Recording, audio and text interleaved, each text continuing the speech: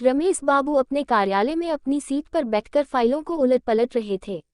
उनका कार्यालय ग्रामीण क्षेत्र में था, जहां जाने के लिए कच्ची सड़कों से होकर जाना पड़ता था। अरे इतना ही नहीं, कार्यालय के आसपास में जंगली पौधों की अधिकता थी। कहीं कहीं तो ये जंगली पौधे इतने सघन थे कि एक घने जंगल के रूप में दिखते थे। कार्यालय के मुख्य दरवाजे को छोड़ दे तो बाकी हिस्से पूरी तरह से घास फूस आदि से ढके लगते थे। कार्यालय के कमरों की खिड़कियों आदि पर लंबे लंबे घास फूसों का साम्राज्य था। दिन में भी कार्यालय में एक हल्का अंधकार पसरा रहता था, जिससे ऐसा लगता था कि यह कार्यालय हरी भरी वादियों में शांत मन से बैठा हुआ किसी गहरे चिंतन में डूबा हुआ हो।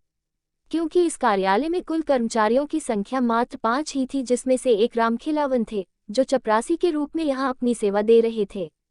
रामखिलावन ही वह व्यक्ति थे जिनके कार्य व्यवहार से यह शांत कार्यालय कभी कभी मुखर हो उठता था और कर्मचारियों की हंसी ठिठोली से जाग उठता था।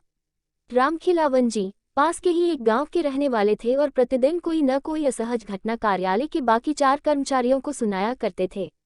वे विशेषकर जब भी कार्यालय में प्रवेश करते तो सबसे पहले रमेश बाबू के कमरे में जाते और राम राम कहने के साथ ही शुरू हो जाते कि बाबू कल तो गांव में गजब हो गया था। रमदैया को जंगल में चुड़ैल ने पकड़ लिया था तो मनोहर का सामना एक भयानक भूत से हो गया था। जब तक रामखिलावन जी सभी कर्मचारियों से मिलकर कुछ भूत प्रेत गांव गड़ा की बातें नहीं बता लेते, उन्हें कल चैन नहीं पड़ता था। कोई कर्मचारी रामखिलावन की बातों को सहजता से सुनता तो कोई केवल हाँ हूँ करके उस ओर कान नहीं देता और उन्हें स्टोव जलाकर चाय बनाने के लिए कह देता या पानी की ही मांग करके उनसे बचने की कोशिश करता। पर रामखिलावन की बातों को रमेशर बाबू बहुत ही सजगता से सुनते और पूरा ध्यान देते हुए बीच बीच में हाँ हूँ करने के साथ कुछ सवाल भी पूछते। एक दिन की बात है, रामखिलावन जी कार्यालय थोड़ा जल्दी ही पहुंच गए और सीधे रमेश बाबू के कमरे में घुस गए। पर उस समय रमेशर बाबू अपनी कुर्सी पर नहीं थे, शायद वे अभी कार्यालय पहुंचे ही नहीं थे। रामखिलावन थोड़ा डरे सहमे लग रहे थे और बार बार अपने माथे पर आ रहे पसीने को गमछे से पोंछ रहे थे। वे ज्यों ही कमरे से बाहर निकले त्यों ही कार्यालय के प्रांगण में उन्होंने रमेश बाबू को अपनी साइकिल को खड़े करते हुए देखा। वे दौड़कर रमेशर बाबू के पास पहुंच गए और बिना जेरमी किए ही हकलाकर घबराकर बोले, बाबू बाबू, कल रात को तो गजब हो गया। मेरा पूरा परिवार आफत में आ गया है। समझ में नहीं आ रहा है कि क्या करूं। रमेशर बाबू ने उन्हें अपने कमरे की ओर चलने का इशारा करते हुए आगे आगे तेज कदमों से अपने कार्यालय कक्ष में प्रवेश किए।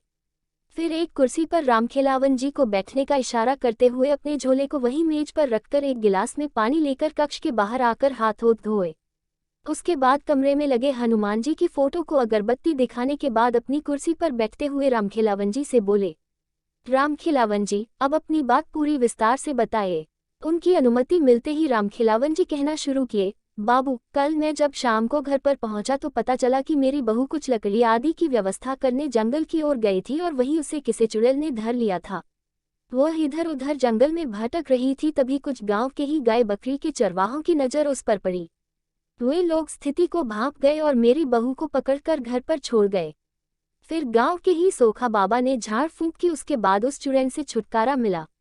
पर आज सुबह फिर से उस पर चुड़ैल हावी हो गई है। सुबह से ही सोखा बाबा उसे उतारने में लगे हैं, पर वह छोड़कर जाने का नाम ही नहीं ले रही है।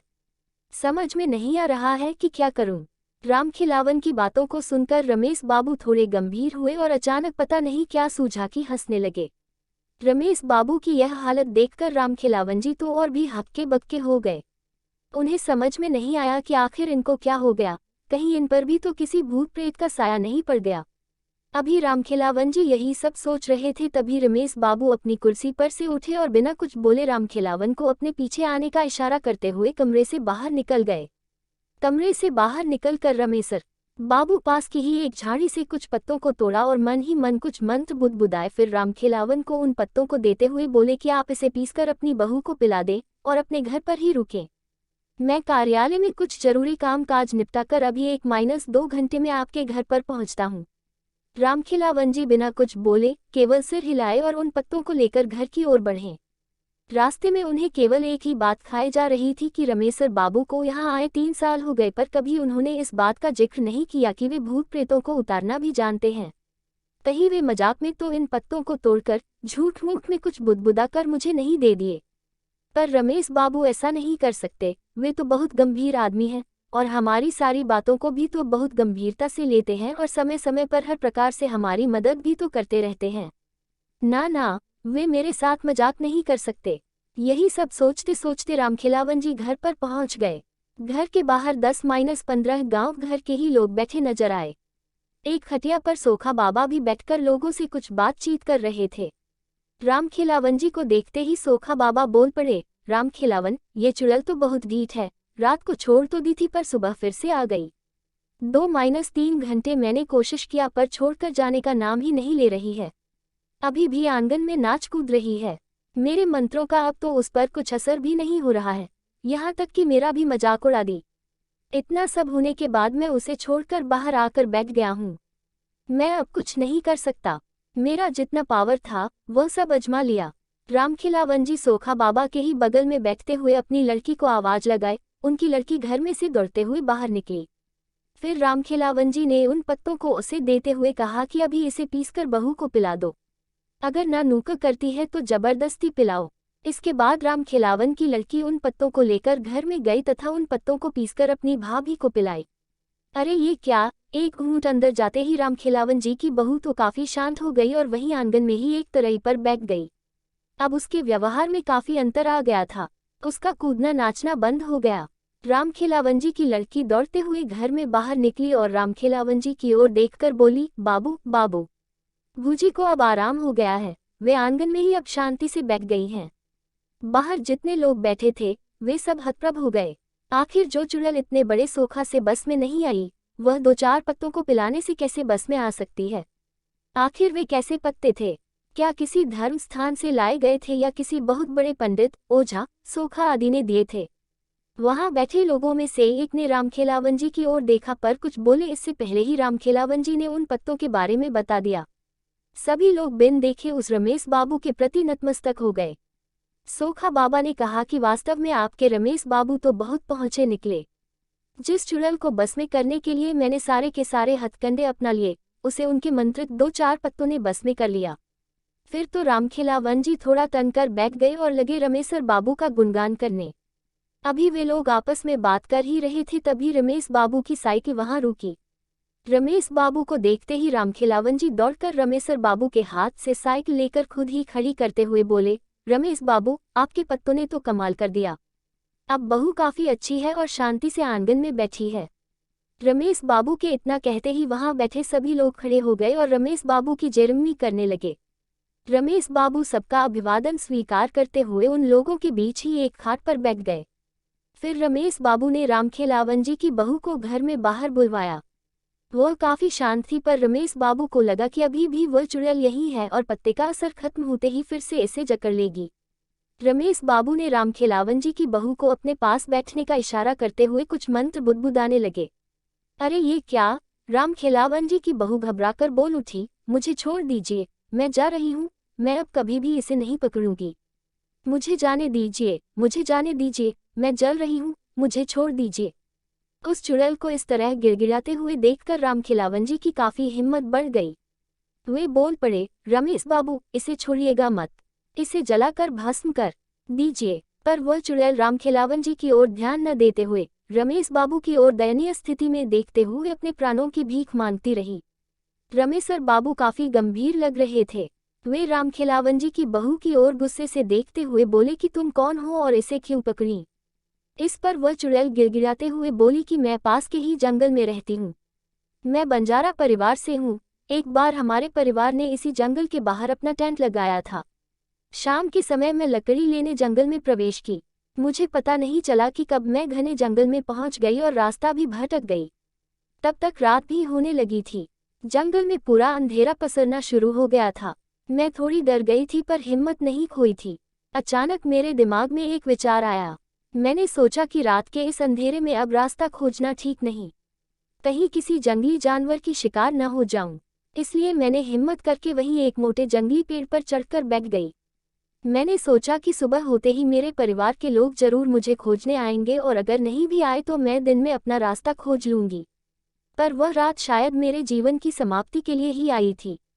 मैं जिस पेड़ पर चढ़कर बैठी थी उसी पर एक प्रेत का डेरा था। आधी रात तक तो सब कुछ एकदम ठीक ठाक था, पर उसके बाद अचानक वह प्रेत कहीं से उस पेड़ पर आ बैठा। उसके आते ही जैसे पूरे जंगल में भयंकर तूफान आ गया हो।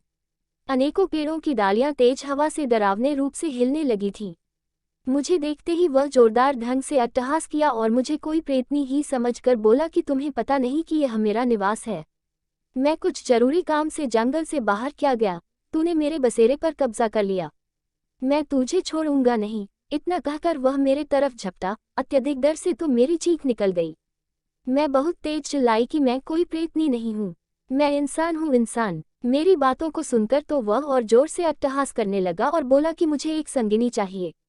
तुझे अगर सही सलामत रहना है तो मुझसे विवाह करना होगा, मरता क्या न करता। मैंने सोचा कि अब इस समय बस एक ही रास्ता है कि इसकी बातों को मान लिया जाए और दिन उगने के बाद यहाँ से खिसक लिया जाएगा। मैंने उसके हाँ में हाँ मिलाते हुए अपनी सहमति दे दी। मुझे क्या पता था कि यह सहमति मुझ पर बहुत भारी पड़ेगी। इतना कहने के बाद रामखेलावन की बहू पर सवार वह चुड़ैल फूट फूट कर रोने लगी। रमेश बाबू थोड़े भावुक हो गए और उसके प्रति थोड़ी नरमी दिखाते हुए पानी भरा लोटा उसको पीने के लिए दे दिए। 2-4 घूंट पानी पीने के बाद उसने फिर से कहना शुरू किया। मेरी सहमति देने के बाद वह प्रेत पता नहीं कहाँ गायब हो गया। उसके गायब होते ही मैंने थोड़ी चैन की सांस ली, पर यह क्या अभी 10-15 मिनट भी नहीं बीते होंगे कि उस जंगल में जैसे भूचाल आ गया हो, एक बहुत बड़ा तूफान आ गया हो। कितने पेड़ों की पता नहीं कितनी डालियां टूटकर धरती पर पड़ गईं। कम से कम सैकड़ों भूत प्रेत वहां उपस्थिति हो गए थे। चारों तरफ चीख पुकार मचा हुआ था। कुछ डरावनी अट्टहास कर रहे थे तो कुछ इस डाली से उस डाली पर कूद फांद रहे थे, तो कुछ ताली बजाकर नाच रहे थे। मुझे तो कुछ समझ में ही नहीं आ रहा था कि यह सब क्या हो रहा है। तब तक वही प्रेत फिर से मेरे पास प्रकट हुआ और बोला कि विवाह की व्यवस्था करने चला गया था, अपने परिवार वालों को बुलाने चला गया था। शादी में इन सबको भी तो शरीक करना होगा। अरे ये क्या, अब तो मेरी शामत आ गई। पूरा शरीर पीला पड़ गया, कुछ बोलने की हिम्मत नहीं रही। तभी अचानक एक प्रेतनी वहां प्रकट हुई और उस प्रेत से लड़ने लगी। वो प्रेतनी बोल रही थी कि मेरे रहते तू दूसरी शादी करेगा, कदापि नहीं, कदापि नहीं, मैं ऐसा नहीं होने दूंगी। और इतना कहने के साथ ही उस प्रेतनी ने उस डाल से मुझे धक्का दे दिया और जमीन पर गिरने के कुछ ही समय बाद मेरी यह लीला समाप्त हो गई थी। इतने कहने के साथ ही वह चुड़ैल फिर से रोने लगी थी। इसके बाद रमेश बाबू ने उस चुड़ैल को चुप रहने का इशारा करते हुए कहा कि आज के बाद तुम इन गांव वालों को कभी परेशान नहीं करोगी। चुड़ैल ने हामी भरते हुए कहा कि ठीक है, पर मैं तो एक बहुत ही छोटी आत्मा हूँ। इन पास के जंगलों में पता नहीं कितनी भयानक भयानक आत्माएं विचरण करती हैं। आप उन सबसे इस गांव वालों को कैसे बचा पाएंगे? उस चुड़ैल की इस बात को सुनते हुए रमेश बाबू हल्की मुस्कान में बोले, तुम तो बकस इन लोगों को बाकी भूत प्रेतों से कैसे निपटना है वह तुम मुझ पर छोड़। इसके बाद रमेश बाबू ने लोगों को अब कभी न पकड़ने की बात उस चुड़ैल से 3 बार कबूल करवाई तथा साथ ही उसे थूककर चाटने के बाद ही जाने दिया। तो पाठकगण, रमेश बाबू ने उस चुड़ैल से तो गांव वालों को छुटकारा दिला दिया, पर क्या वे दूसरे भूत प्रेतों से उन गांव वालों की रक्षा कर पाए? राज को राज ही रहने दिया जाए।